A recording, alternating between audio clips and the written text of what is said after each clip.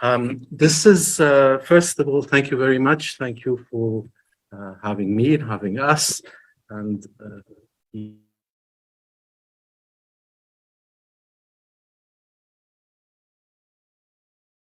to present to you this notion that, in a way, I'm coining as a concept. The notion exists, the concept does not, which is, of course, the elaboration of a notion, concept. Are you bored? Till now, everything has... You will be. So, because I want to thank Pamela for pushing me to do the first PowerPoint presentation.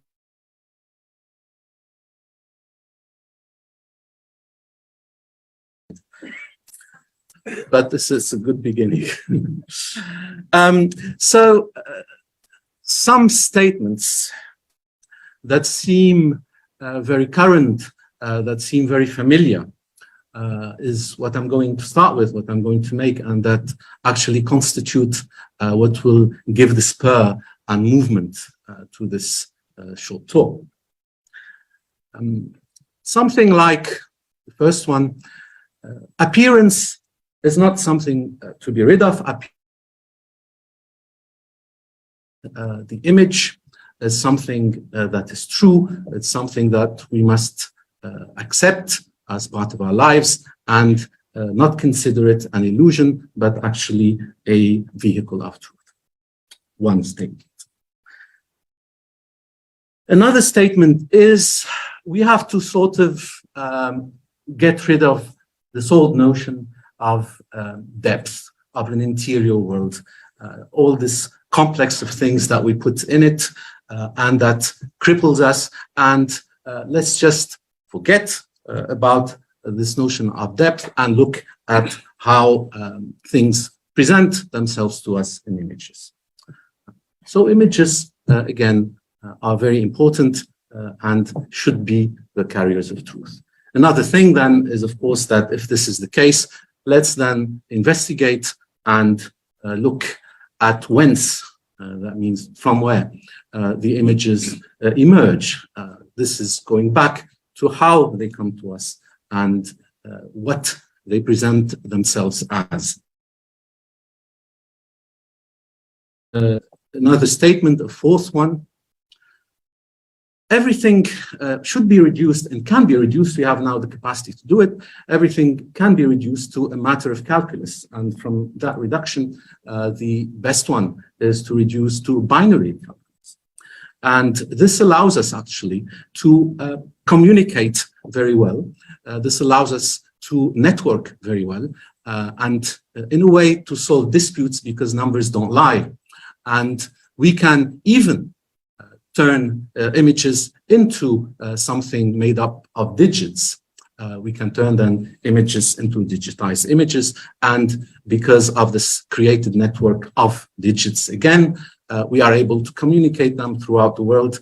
And this will help actually people to understand each other better, to see each other more, and to reach a certain knowledge of each other. So all these statements that actually seem and are very contemporary, that some of my students would even go for very much, actually are very old.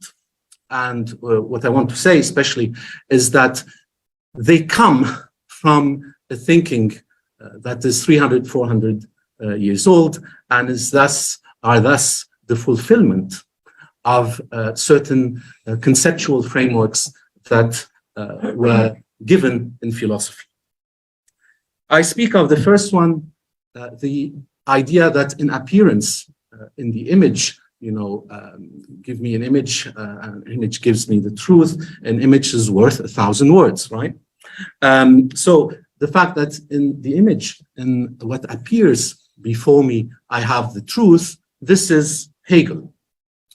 Hegel basically attacks Platonism in the introduction to his course on aesthetics. his very famous course on aesthetics, and it's very famous because, of course, he determines the system of arts, what still exists or still existed, especially until we get to conceptual art and abstract art and start to get rid of that. But anyways, it's Hegel who says, no, we have to stop this idea of Plato, who says that everything that appears to us and all the images that are before us are just illusions that just put us away, that distance us from the truth, and the truth, which of course for Plato was contemplation. Hegel says, no, actually, truth appears within things as they are before us. So truth is in art as it appears. And not only that, it is of the very essence of truth to be an appearance. So the image is essential. It means, of course, that the thing without it wouldn't exist. The second statement about depth, and that we have to get rid of this notion, and then, of course, of the notion of an interior world. This is Nietzsche in several places, in particular in Der Wille zur Macht, in the Will to Power. The first part says very clearly many of the problems we have in our thinking that takes us away from a focus on life is that we believe in a certain interior world. We believe in a certain depth. In fact, we have to get rid of this idea. There is no depth. There is just what is here before us. The third statement is, of course, we have to go back to how things appear. How do we get things in their appearance? This is, of course, the whole very big project, which we will not go into, of going beyond metaphysics. And it's the project of phenomenology initiated by Husserl at the end of the 19th century and into the 20th, which says, of course, we have to go back to things themselves, Dinge selbst, and to study them, to study how they appear to us in the mind, to study consciousness. And consciousness then becomes not, again, this interior world that has depth. Consciousness is consciousness of.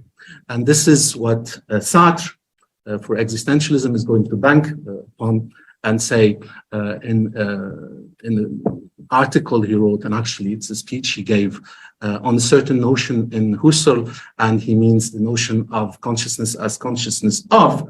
And he has a very beautiful statement about this. He says, if we are to imagine ourselves as entering into the consciousness that Husserl talks about, we would end up being taken into a whirlwind. We would be in a whirlwind, turning and turning and turning, and then we would be thrown out. This is just to say that, of course, Cartesianism is wrong, that there is no consciousness, there is no thick thing, no thing made of depth that is consciousness. We start from nothing, we are nothing, and then we determine ourselves. And the fourth, and perhaps the most interesting statement, that we can reduce all to calculus. This will solve problems. This will allow us to communicate everything. This will allow us to transfer everything throughout the world and to turn all images into such digits, into binary determinations on computers and send them throughout the world. This is the very project at the end of the 17th century and 18th century of Leibniz. Leibniz, who did not invent the first calculating machine, but he improved it, and he managed to get an artisan to make one for him. He also wanted to get a machine made for binary calculus, and it was too complicated, and nobody understood why we would do something like this. And Leibniz truly believed that the whole world is interconnected, that if we are to understand this interconnection, if we are to go deeply into it, and if we are to end all the disputes that we have, we would need to transform everything into numbers, into the best calculus possible, which is binary calculus. And we can transfer then, whenever we are able to do that, all images and everything we have throughout the world. This is the Leibnizian project that got fulfilled in the 20th century with computers and the internet. So these are very, very old things. that reached their fulfillment. This doesn't mean that the whole philosophies that I mentioned are fulfilled in this manner. This means that there is a very large part of these philosophies that has been fulfilled in this manner and gives us the historical background, the historical presence that we are in today. 5 minutes means they passed, or? 5 minutes. You have 5 minutes. You've spoken 10 minutes. Okay, already. Blimey. Okay. So what I want to say very quickly then is that with that, we discover the birth of something called the ostentatious, the concept called the ostentatious, which I'm going to try to get actually a conference about in Dijon, I hope. So the ostentatious is what? We are to define it. If we are to define it very simply, what you see is what you get. There is an honesty about it. What you see is what you get. This is the first element of the ostentatious. So that means that there is no lie there. There is nothing hidden behind the surface. What you see is the truth. Don't worry. Once again, a picture is worth 1,000 words. And the second part of it, the ostentatious, is what you see is what I want you to see. So that gives agency. It gives what seems like an empowerment. Okay? So the ostentatious is then the power to show what we want to show, and what we show, because it is something that is shown as an image, is the closest thing possible to the truth. This, of course, leads to many problems because we are reducing the ontological to an appearance. And because we did not look exactly at what the philosophers also said, that I mentioned, with regards to what appears, with regards to the image. I will look, since we only have a few minutes, only at the example of Leibniz. We said we can reduce everything to calculus and binary calculus and to digits and communicated worldwide. And so we have this justification of the first part of the ostentatious, concept of the ostentatious, which is what you see is what you get, and this is the truth. Leibniz also says that within everything that you see, everything that we encounter in life, this object, the trees outside, this bottle, we have the infinite. In other words, Leibniz thinks that there is a divine presence in everything because the infinite is in everything. And hence, the image cannot actually be the exclusive vehicle of saying what the truth is. There has to be a constant investigation into what lies within the image and behind the image. This notion of the actual infinite, which he actually, of course, proved that we can even calculate that infinite. And he discovered, along with Newton at the time, the infinitesimal calculus. So what we have before us is always a mark of the divine. And this has to be investigated in its particular way. How much time? So that's for the notion of Leibniz.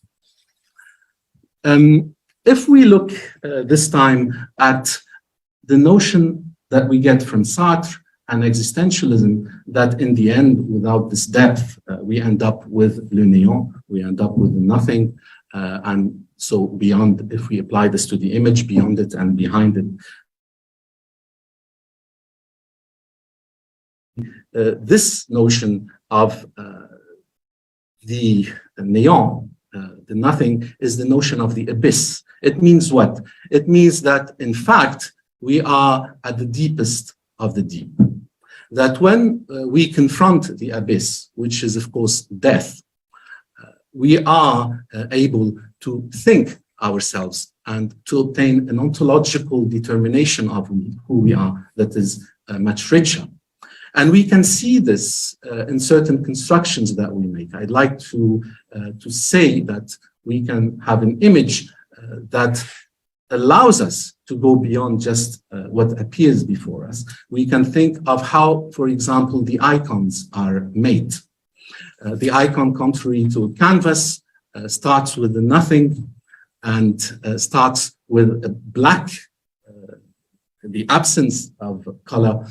And from that, we have to build on and on, as Pamela, who also studied this question, knows. So it's like John of the Cross, of course, before us, the eternal night of the soul, and so on. So there is, in the very statement of existentialism, and this is why there is also a Christian existentialism and an atheistic existentialism, there is this very notion of depth.